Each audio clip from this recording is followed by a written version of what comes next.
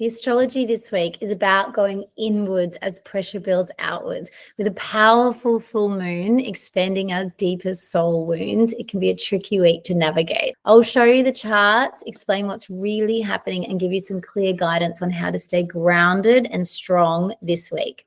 The main chart signatures that we have for this week ahead. We still have this Saturn-Neptune conjunction in Pisces really finishing off its time now. We still have the North Node in Pisces. That's a lot of Pisces energy. And then the other main signature that I really wanted to highlight, we have the moon starting off the week. It's a building moon, building to full here, conjunct Chiron, which is soul wounds, and it's in Aries. It's been making a square. Chiron and Jupiter have been making a square since September. A square is a challenging aspect. It challenges us. Jupiter has been hanging out in Cancer. Jupiter expands anything it touches. So Jupiter has been expanding our soul wounds. We have the building moon touching Chiron. So you can imagine our emotions are building in the soul wounds with Jupiter.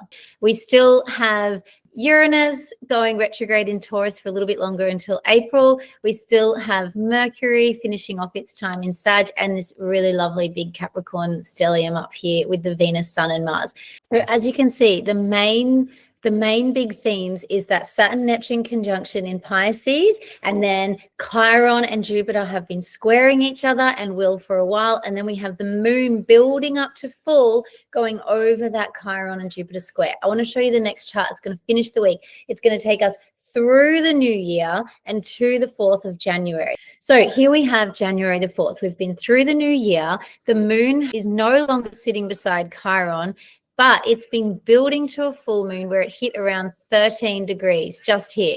It's a full moon because it's opposing the sun at 13 degrees. That was on very late at night for January the 3rd for us here in the Southern Hemisphere. You can see how close it is to Jupiter.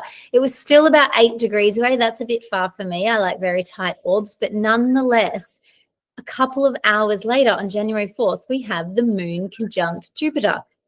And what is that squaring? Chiron. So this whole week, we begin with the building moon conjunct Chiron, which has been squaring Jupiter. And then it builds, has a full moon right next to Jupiter, finishing the week off conjunct Jupiter, which is squaring Chiron. This is a huge chart signature for this week. I want to go into the channeling that I got on this because it's very helpful for us to navigate these energies in this time. So this will expand chironic attitudes towards ourselves and others. Be wary of an expanded, deflated sense of self, not to allow self-pity and wallowing. Instead, walk ahead, head held high, knowing we are all having our deepest wounds highlighted right now. So everyone is vulnerable and therefore potentially projecting or acting out right now. So be gentle and kind and look to the asteroid series in Aries and Chiron in Aries for the key, as Chiron is in the shape of a key. The answer to holding your energy this week lies in self-healing, self-love, and self-nurturing. It is going inwards, inwards, inwards. This Jupiter-Chiron aspect is creating vulnerabilities in us all, and so there will be an influx of lower frequencies trying to infiltrate and affect our moods, specifically our moods to try and bring us down. Do not participate and keep moods high. High vibing moods will not get interrupted. Do self-loving things this week. That is the medicine for the testing lower frequencies. Asteroid series in Aries teaches us to dance alone in company with self and self-love. That is our answer this week.